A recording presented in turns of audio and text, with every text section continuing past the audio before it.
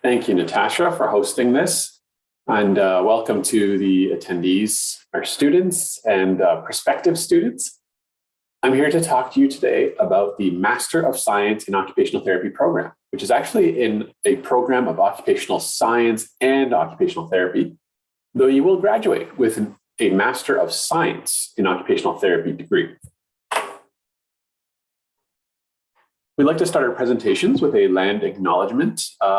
You can review the lands that the University of Toronto, both of our campuses, remains on, and that can be viewed at native-land.ca.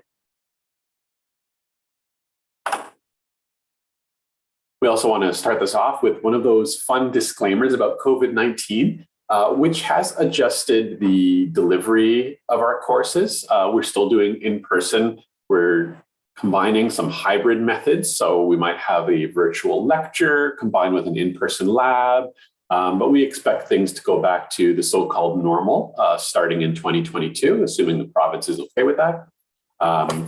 We know that our students have shown great flexibility during this time, but we also want to tell you that, look, we were equipped and ready for those changes when they happened, and we are graduating in full class this year. So things are looking up. So what is occupational therapy at U of T? It's a 2-year full-time program. You're going to be taking 14 full courses across 6 terms. So that's fall, winter, summer, and then fall, winter, summer, 2 years in a row. We are very highly rated, of course, and when you finish this program, you are eligible to write a certification exam to become a registered occupational therapist in the province of your choice. We do offer a program at the St. George campus and the Mississauga campus, and I'll just say it's actually one program that's delivered across both campuses. So in other words, you might have a lecture that's video conferenced or has a co-instructor at both campuses. But for the purposes of the program, you're treated as one class, which is really neat. So you get to interact with students across both campuses. So what is occupational science and occupational therapy? So the real sort of rudimentary way of putting this is that occupational therapists are concerned with your environment and how that interacts with your occupation. So what do you do? What is your occupation? In other words, do you play the piano? Do you like to walk to the mailbox? Do you struggle with an eating disorder? Do you require a wheelchair that has sensors on the side so that it doesn't hit the side of a doorway based on a vision impairment? So in other words, an occupational therapist works with your abilities, physical and mental abilities, and adjusts your rehab plan to your environment. And so as you can see from this Venn diagram here, we look at you as the person, the patient, the client. We ask ourselves, what do you do? So occupation doesn't necessarily mean what do you do as your job. It means what do you do in life? You know, you could be a parent, right? You're also a barista, or maybe you're a animal shelter volunteer. There's so many roles that people play in their lives, and we want to make sure that there's a rehab plan that fits your occupations. And of course, how that it interacts with your local environment. So where do you find occupational therapists? Well, they're often mistaken for other healthcare professionals because they're so multidisciplinary. They do work in schools. A typical role in schools is working with children who have autism spectrum. And what ends up happening is occupational therapists may go into the classroom or develop IEPs, which are individualized educational plans, for students who have special needs. Of course, disability management programs at big corporations or insurance companies. You might find them at a clinic or a hospital in the global south. So in the developing world, they might be working to create an entirely new rehab program there. There are OTs employed at the Center for Addiction and Mental Health. OTs often work with patients or clients who may have things like eating disorders, substance abuse matters, that sort of thing. Of course, in the community, we go into people's homes, businesses, in government, developing policy. So there are OTs, including one of the major hospitals, as their chief executive officer is an occupational therapist. So We do work in setting policy. Now, the most interesting one here, in my opinion, is the Assistive Devices Program Authorizer. This is fairly new. It's from the last decade or so. This has become more prominent. So you might find an OT working for an engineering firm or a software development company, working with the programmers on developing hardware and software solutions that are tailored to someone's disability. So for example, we have had projects where an OT might be working with a software developer to develop some sort of mobility software to help someone walk up and down the steps. So there might be an algorithm that's being developed to help someone get up and down the steps. Like, what is their gait? Is it 1 meter apart? Do the stairs have a different depth, steepness? And of course, the OT would help the software programmer adjust their software to meet the needs of that client. You check the news out. If you just Google occupational therapy in the news, a lot of these headlines will come up. It's definitely a field of growth, especially in a post-COVID world. You might have heard of a term in the media called long COVID. I think that's being used as maybe a bit of a sensationalist term, but there are people with long-term disabilities related to COVID, respiratory or otherwise, and that's where OTs come into play. So why U of T? Of course, you know that we have perhaps the best faculty that you can have in an OT program. We are leading international fieldwork and academic education. We have excellent up-to-date facilities at our St. George and Mississauga campus. We were still part of the interprofessional education program, which works with the other health disciplines at U of T. So there's seminars and workshops that work with those other professions. And of course, we have a huge number of placement sites. It's actually over 140 now, the number of placement sites. And I'll talk more about that shortly. So this is the Mississauga campus. If you're not familiar with Mississauga, it's a huge city in Canada. And we do have a shuttle that goes between the two campuses, but it's got lovely nature. It's also got an urban environment, a vibrant downtown, and the campus itself is just beautiful. There's so many facilities. There's things to do for whether you're into arts or science or cultural activities or sports. It's all there for you. And of course, the St. George campus in the largest city in Canada, Toronto, right downtown. Certainly, there's so many things to do here. And just like Mississauga, there's an endless parks and rec system. The downtown campus also has quite extensive sports facilities and athletic facilities, as well as cultural amenities. So going back to the OT program itself, we start you off with a foundational year.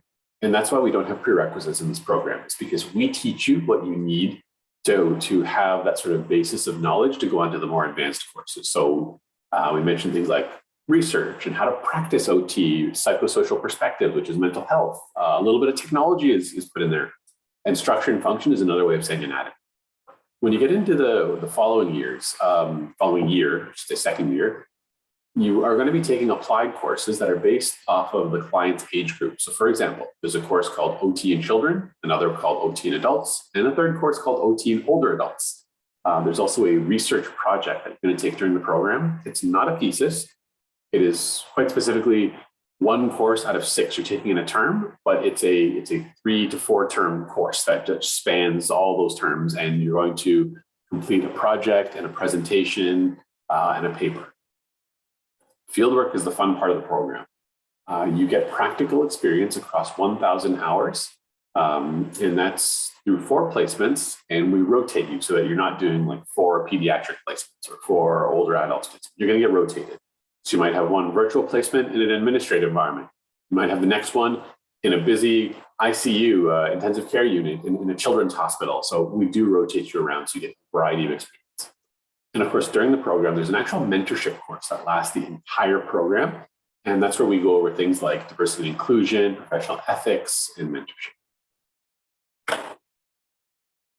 I mentioned that research course. So again, it is just one course, but it's significant enough that a lot of what you do on that research course can be applied to your career later on. So that's not only if you want to do a PhD after, this is if you are entering industry.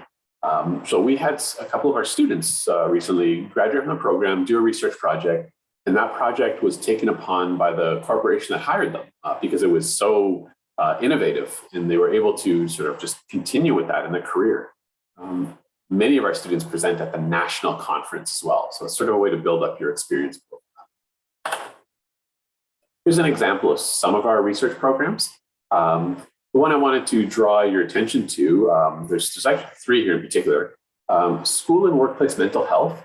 That's definitely a growing area. As an example, we had a couple of our graduates start a company 4 or 5 years ago where they went into corporations and corporate environments like offices, and they would provide workshops for all the employees about good mental health practices in the workplace. And it was interesting because they weren't actually employed by that corporation, because they were external people, they could be as candid as possible. It's not like, they were afraid of saying something because their boss was going to get mad at them. No, they were running their own company. They're their own boss, and they were being hired by these corporations to bring in that great external, non-biased perspective that spoke the truth about how to improve workplace mental health. And it's a very successful business. They're still running. The second one I want to bring to your attention is the aging at home with AI-assisted technologies. I mentioned before the example about working with software companies. This is going to become a huge area of growth. It already is. And we are lucky at U of T to actually have a course called OT and Technology. And we also have a technology week where you work on a project with a group and you develop an AI or other type of assistive technology. So it's all provided to you while you're in this program. The third thing I wanted to mention on here out of these 8 is the getting evidence to practice and policy. So that's sort of a very general term, but OTs do set a lot of policy. So as an example, in private industry, the insurance industry, people get into car accidents and that sort of thing. And so OTs may be employed by an insurance company to set policy on what sort of rehab plans should be standardized across different accident claims. They may also set policy at the provincial level, so laws that are put in place. What is the scope of practice of OTs? So OTs, as an example, can provide mental health counseling.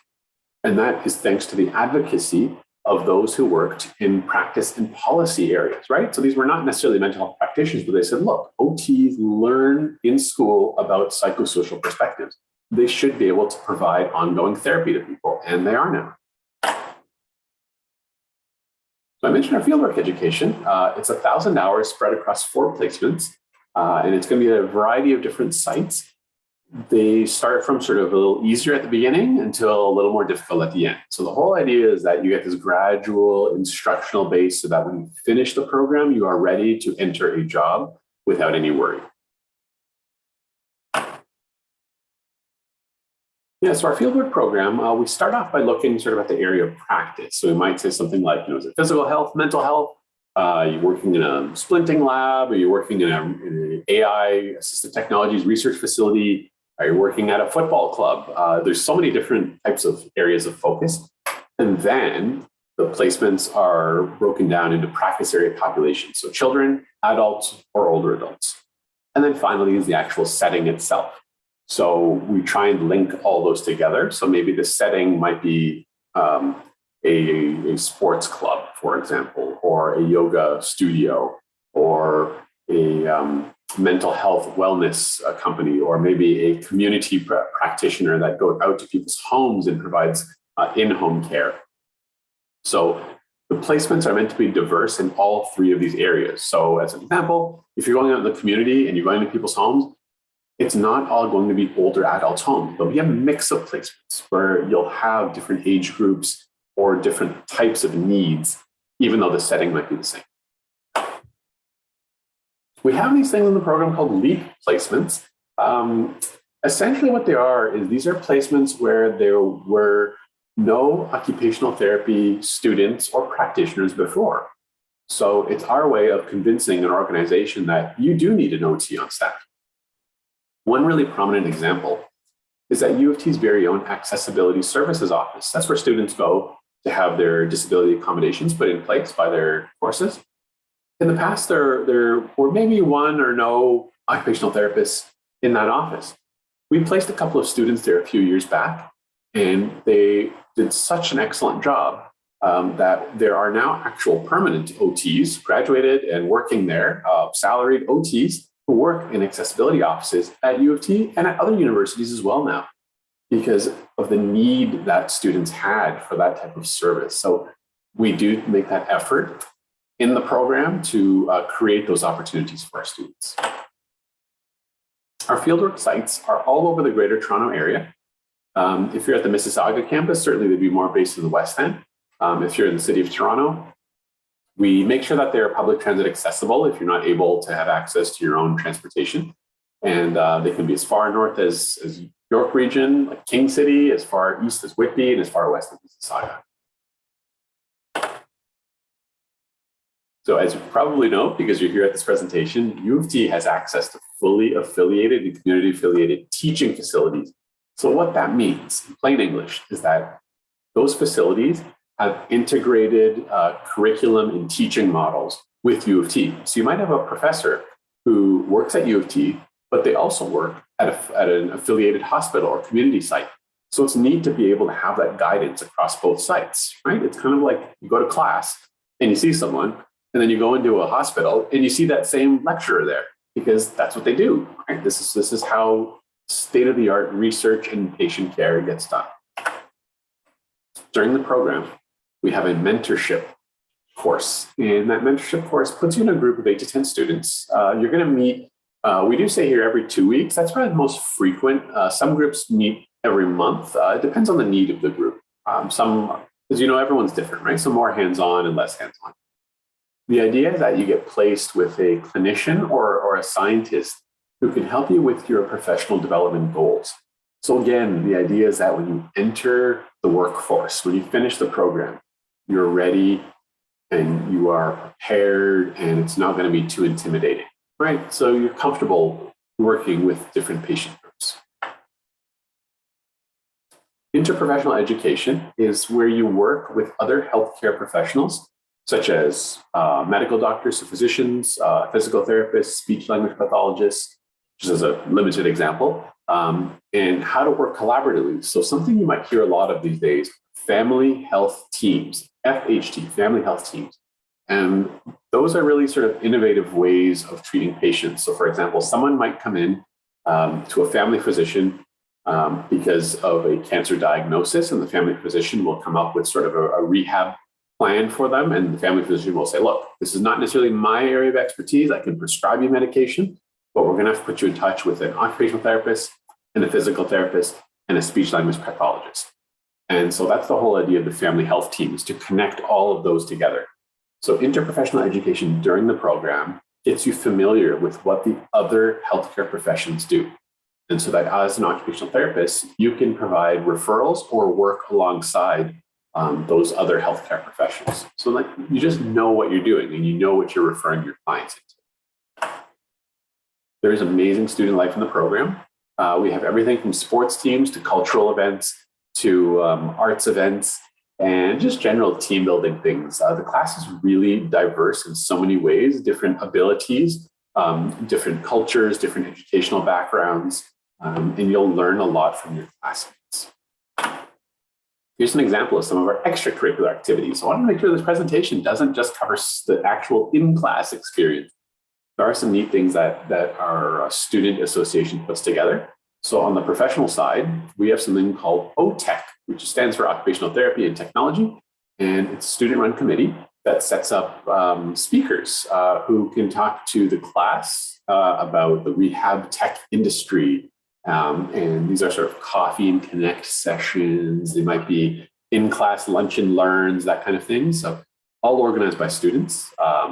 Some students have an interest in sign language. So we brought in a sign language interpreter to hold a session to sort of gauge people's interest in that. There's a music night to encourage the sort of arts and culture side of people. And then we have something called Dragon Boat. Not sure what that is. I didn't know what it was either until I started working here. It's effectively like a very, very long kayak where you don't need to necessarily have any boating experience, but that's the fun of it, because everyone's a beginner. And so there's an OT Dragon Boat team that will have a fun competition against other programs and other schools. And so it's just, again, one of those team building things. So it's not about who wins and loses. It's just about getting to know your classmates better. During the program, the tuition, incidental, and ancillary fees are approximately $13,000 per year. We do ask that you budget probably around $28,000 a year if you're going to be living on your own. So you need maybe around $1,500 a month for your living expenses and around $1,000 a month just for your tuition and fees. The costs associated with placements are your responsibility. There aren't really that many costs though, unless you're planning on doing an international placement. And we do have a large amount of bursaries available for students in the program. They are limited, but they're only limited in the sense that if we do get a lot of demand on the bursary fund, there may not be that many available, but we've generally had very good luck with that. We've never lost a student in our program due to anyone falling short of their financials. Admission requirements. Okay, so it is a competitive entry program. You need an appropriate bachelor's degree from a recognized university. So what that means in plain English is that almost any bachelor's degree from a recognized university is fine.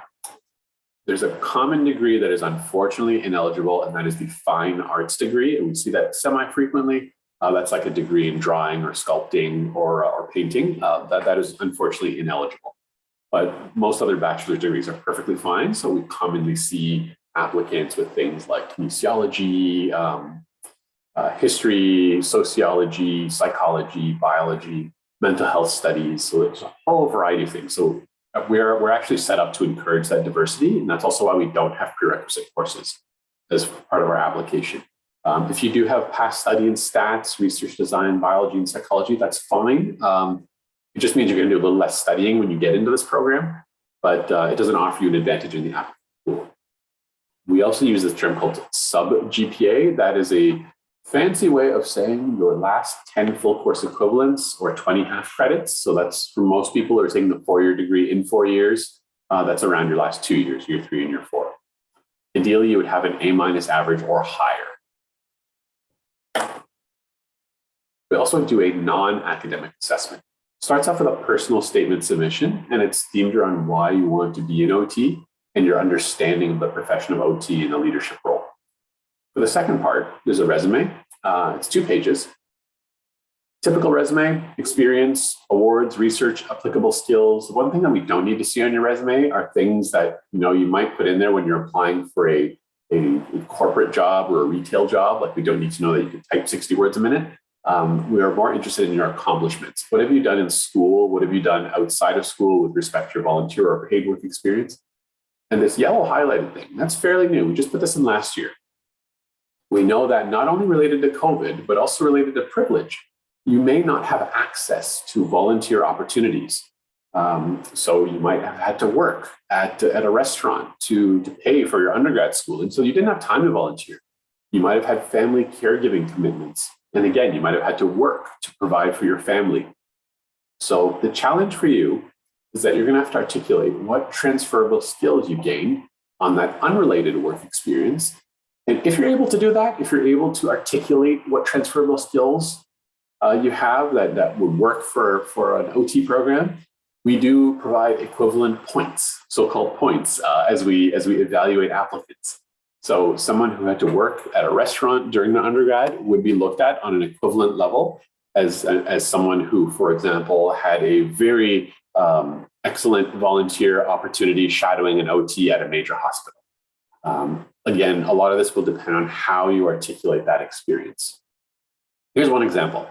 We had an excellent applicant in the past who mentioned that while she had worked at a restaurant, she noted that there were not enough accessible spaces within the restaurant for people who had mobility issues.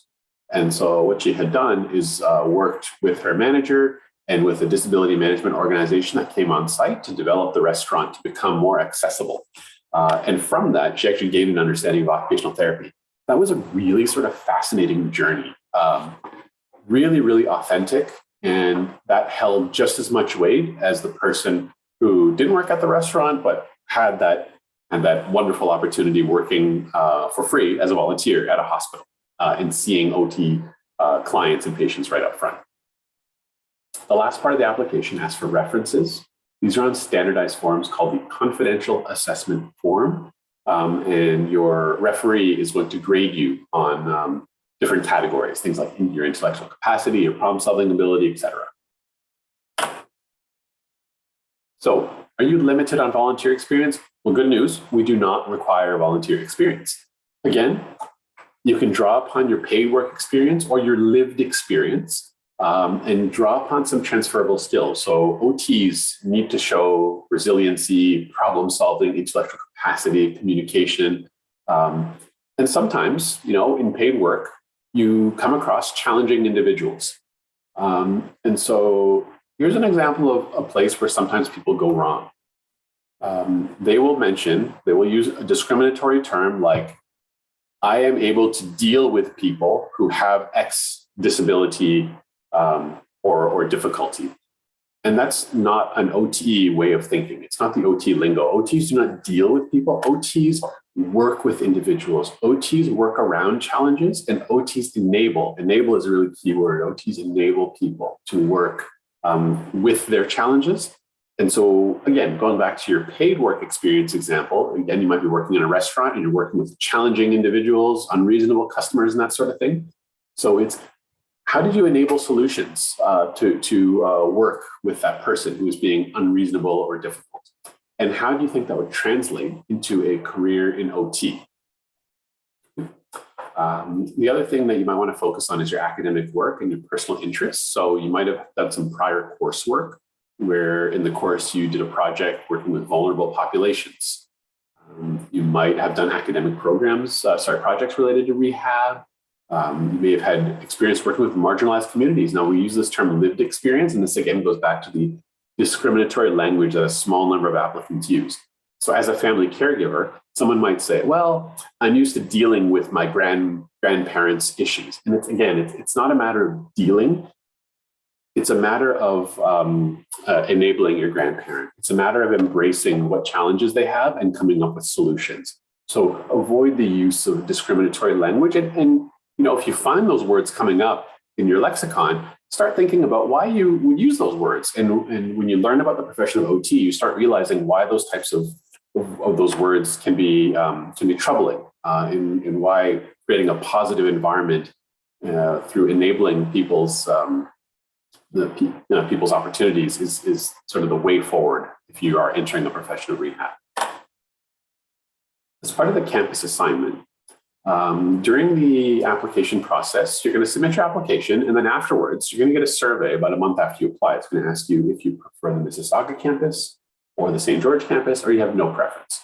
It doesn't have any effect on your application at all. You can also choose not to respond, and that's fine too. We try and accommodate preferences if you're given an offer of admission, but they're not guaranteed.